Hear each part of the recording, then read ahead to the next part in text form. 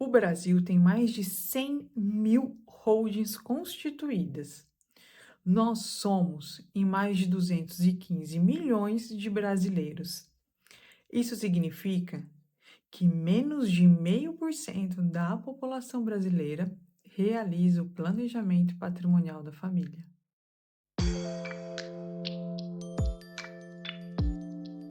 Olá, eu sou a doutora Regiane Gregório, advogada especialista em planejamento patrimonial da família.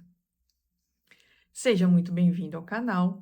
Aqui você vai aprender sobre educação patrimonial, que é um bracinho lá da educação financeira. E se você quer aprender a economizar para conquistar mais patrimônio, fica aqui comigo. Basta se inscrever no canal e ativar o sininho para os novos vídeos. No vídeo de hoje, eu vou te mostrar como que o inventário destrói, corrói o patrimônio da família brasileira e que com certeza um mesmo patrimônio ele não vai suportar dois inventários. Ou seja, o patrimônio que foi para o seu filho provavelmente não irá para chegar ao seu neto. A nossa cultura patrimonial veio lá dos portugueses, que chegaram aqui e já foram pegando as terras e intitulando-as como capitanias hereditárias. Hereditárias porque passava do pai para o filho. Só que lá em Portugal não existe imposto sobre a herança. Ao contrário, nós importamos a cultura, mas não importamos a lei. A nossa lei aqui é exatamente de ter um patrimônio e esse patrimônio não passar automaticamente diretamente para os nossos filhos ou herdeiros. É necessário, para que isso aconteça, passar por um procedimento chamado inventário. E isso não tem nada a ver com ser um país desenvolvido ou não. Na França, o imposto sobre a herança é de 60%, no Japão, 55%. O que acontece nestes países é que eles exatamente estimulam o planejamento patrimonial. Lá, o que eles não querem é que a pessoa física adquira um patrimônio e o mantenha no próprio CPF, porque isso vai desestimular a circulação de economia, de dinheiro, o que ocorre numa pessoa jurídica. A pessoa jurídica, ela é uma propulsora da economia e ela movimenta toda a economia e a circulação de dinheiro.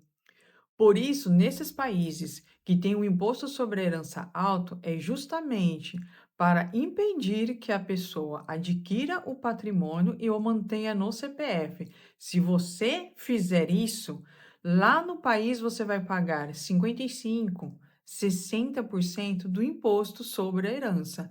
Então, ele passa a ter até uma natureza punitiva. Diferentemente de Portugal, que tem a cultura da hereditariedade, nestes países onde o imposto sobre a herança ele é muito alto, é exatamente para que haja o estímulo ao planejamento patrimonial da família. Então, nestes países, o que conta é se você adquirir um patrimônio e o mantê-lo no seu CPF, você vai pagar de imposto sobre a herança 60%, 55%, bem alto, que é justamente para desestimular essa atitude. É uma atitude que não resulta na circulação de economia. E agora, se você ficou até aqui no vídeo, já aproveita, compartilha esse vídeo com seus amigos. Tenho certeza que algum deles vai se aproveitar dessas informações. E no Brasil? No Brasil, nós temos a cultura de adquirir patrimônio e colocá-los no CPF e mantê-los no CPF. E ainda temos a cultura de achar que um dia todo esse patrimônio que nós conquistamos será dos nossos filhos ou herdeiros. Ledo engano. A verdade é que um dia, parcialmente, esse patrimônio será dos nossos filhos ou herdeiros. Tudo isso por conta do alto custo do inventário. A bem da verdade, um único patrimônio não será do inventário para os seus filhos e dos seus filhos para os netos. Ele não vai chegar a isso. No Brasil, a alíquota do imposto sobre a herança é de até 8%. No estado de São Paulo, a alíquota utilizada é de 4% na data de que estou gravando esse vídeo.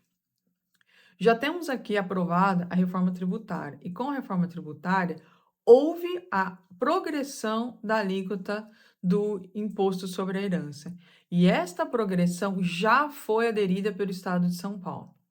Só que nós temos aqui uma proposta da CONFAS, assinado pelos 27 secretários de Estado do país, onde eles propõem o aumento do imposto sobre a herança, não para 8%, mas para 20%. E olha que eu vou te dizer, essa proposta vai ser aprovada. E quando for aprovada, ela já vai viger no dia imediatamente seguinte. E eu vou te dizer, sabe por que ela vai ser aprovada? Porque o Brasil é o país que menos tributa herança no mundo. Na França, o imposto sobre a herança é de 60%. No Japão, é de 55%. E nós temos ali Alemanha e Suíça, que tem alíquota de 50% sobre o imposto da herança. E nós temos ainda a Inglaterra e Estados Unidos, que é 40%. No Chile, é 25%. E no Brasil, hoje, são 8%. E, mesmo que seja aprovada a proposta da CONFAS, vai aumentar para 20% e, pasmem, continuará sendo o país que menos tributa herança. Então, essa proposta da CONFAS certamente será aprovada. Eu só não sei quando, mas com certeza será aprovada.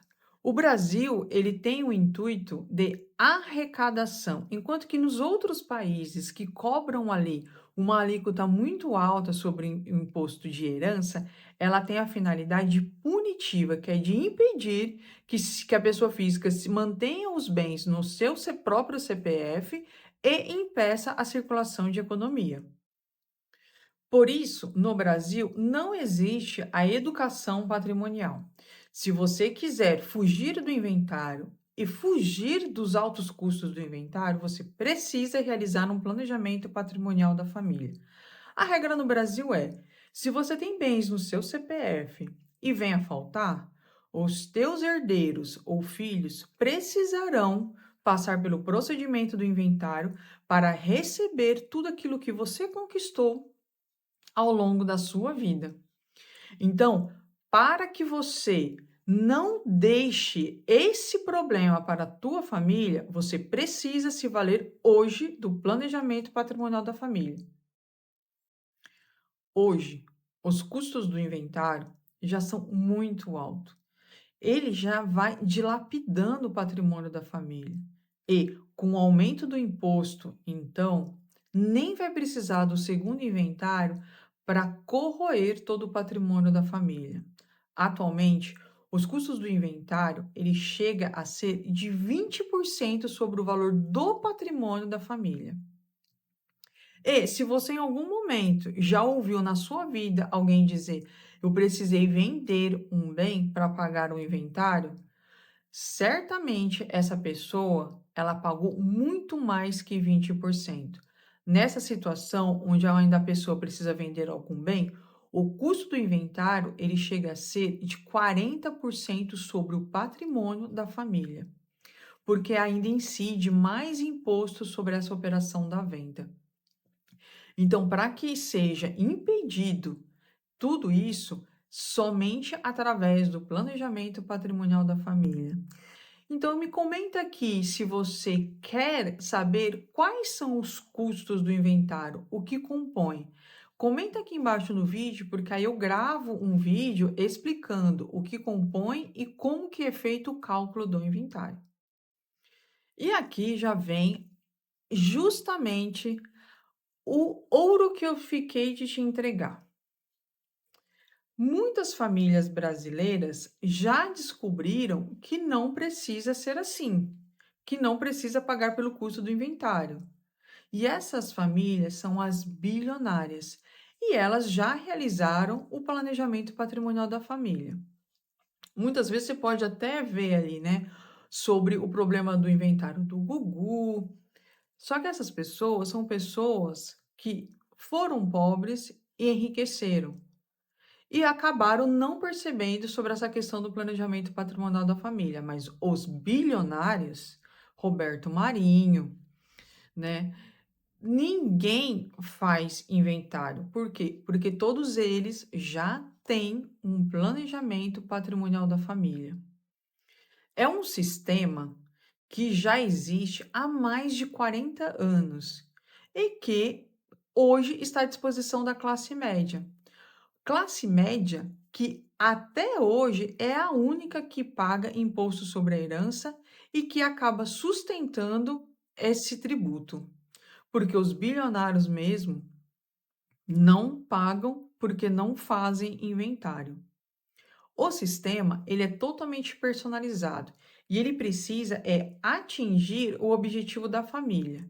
Cada família tem um objetivo, porque eles têm peculiaridades diferentes, tanto nas pessoas que compõem a família, quanto no próprio acervo patrimonial e nas atividades financeiras e econômicas profissionais que cada um desses entes realizam. Então, eu posso aqui elencar 3 benefícios do sistema de planejamento patrimonial com a holding familiar, que são praticamente universais. A primeira delas é a economia tributária. Com o planejamento patrimonial da família, as famílias que oferem renda de aluguel, recebem aluguel, elas conseguem uma economia tributária, fazendo com que essa operação de locação seja na pessoa jurídica. Com isso, o imposto sobre a renda, que era de 27,5%, porque incidia sobre o CPF da família, do patriarca ou matriarca, vai para 11,33%. Isso é uma redução de mais de 50%. Outra economia tributária é que, com esse planejamento patrimonial, é possível realizar o planejamento sucessório. E com o planejamento sucessório, consegue fazer a transferência desses bens com um pagamento muito baixo de ITCMD, que é o Imposto sobre a Herança. Outro benefício do planejamento patrimonial, nós temos aqui o segundo, que é a proteção patrimonial, especialmente para aquelas famílias que exercem a atividade como empresários.